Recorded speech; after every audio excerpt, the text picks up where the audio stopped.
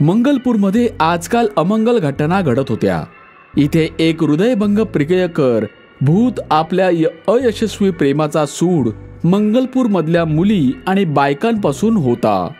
गावातली जी मुलगी आवडायची तो कुंकू भरत असे. कुंकू भरल्यानंतर किंवा बायका त्या माणसाच्या नियंत्रणात येत असत. हृदयभंग प्रियकर भूत आज परत भांगेत कुंकू भरण्यासाठी एखाद्या बाईची किंवा मुलीच्या शोधात फिरतो आहे. नवरी ते जी नवऱ्याच्या मनात घर करते. ही तर मिश्राजींची बायको आहे. किती सुंदर दिसते आणि कुठल्याही स्वप्न सुंदरीपेक्षा कमी नाही. ही तर माझी बायको झालीच पाहिजे. चला मी हिच्या भांगेत कुंकू भरतो. भूत मिश्राच्या पत्नीच्या भांगेत कुंकू भरून खूप खुश होतो. कुंकू भरताच तिचे एकदम हावभाव बदलतात. ती गाणं म्हणता म्हणता तिच्या घरी निघून जाते. तुम्ही मेरे मंदिर, तुम्ही मेरी पूजा, तुम्ही देवता हो, तुम्ही देवता हो. मिश्राजींची बायको तेच गाणं गात खोलीत जाते. मिश्राजी आपल्या बायकोला अशा तऱ्हेच्या रोमॅन्टिक मूडमध्ये बघून अस्वस्थ होतात. तुम्ही मेरे मंदिर, तुम्ही मेरी पूजा, तुम्ही देवता हो, तुम्ही देवता हो. काय झालं सौ मिश्रा? आता तर लाल मिरची सारखी रागात बाहेर गेली होतीस आणि आता गुलाबजाम सारखी गोडगोड होऊन परत आली आहेस. हा बदल कसा काय झाला? कोण सौमिश्रा? मी तुमची बायको नाहीये. अजूनही राग गेला नाही? अरे आज तू कुंकू कसं काय भरलं आहेस? सगळे केस खराब झाले आहेत. हे माझ्या सौभाग्याचं लक्षण आहे. तुझा नवरा तर मी आहे ना? नाही, माझा नवरा कुणी वेगळाच आहे. वेड लागला का तुला? चल हे कुंकू पूस आणि नवीन कुंकू लाव. मिश्राजी आपल्या बायकोचं कुंकू पुसण्यासाठी तिच्या जवळ जातात. तेव्हा सौ मिश्रा त्यांना धक्का मारून ढकलून देते. मिश्राजी घाबरतात.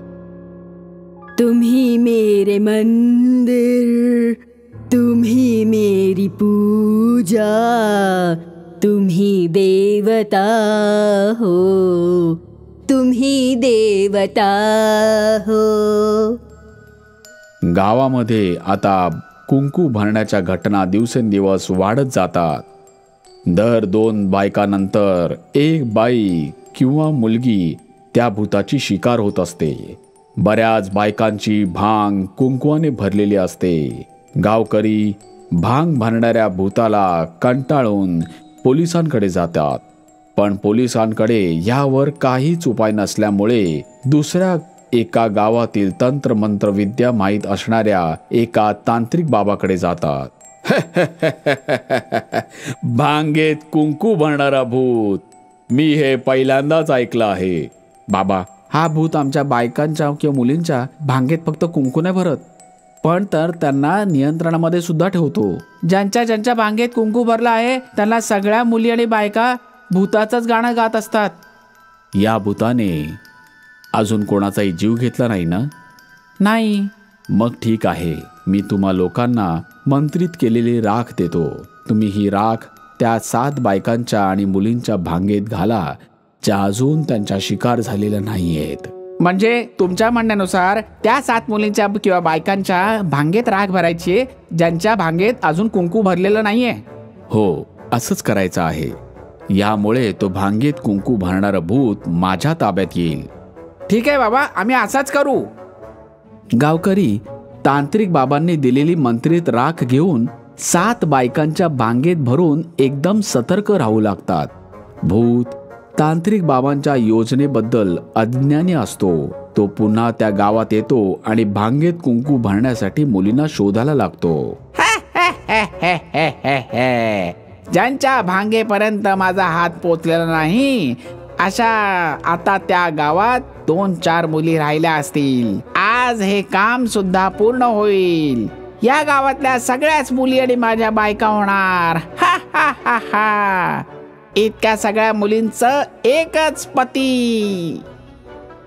भूत मुलींच्या शोधार्थ पुढे जात राहतो.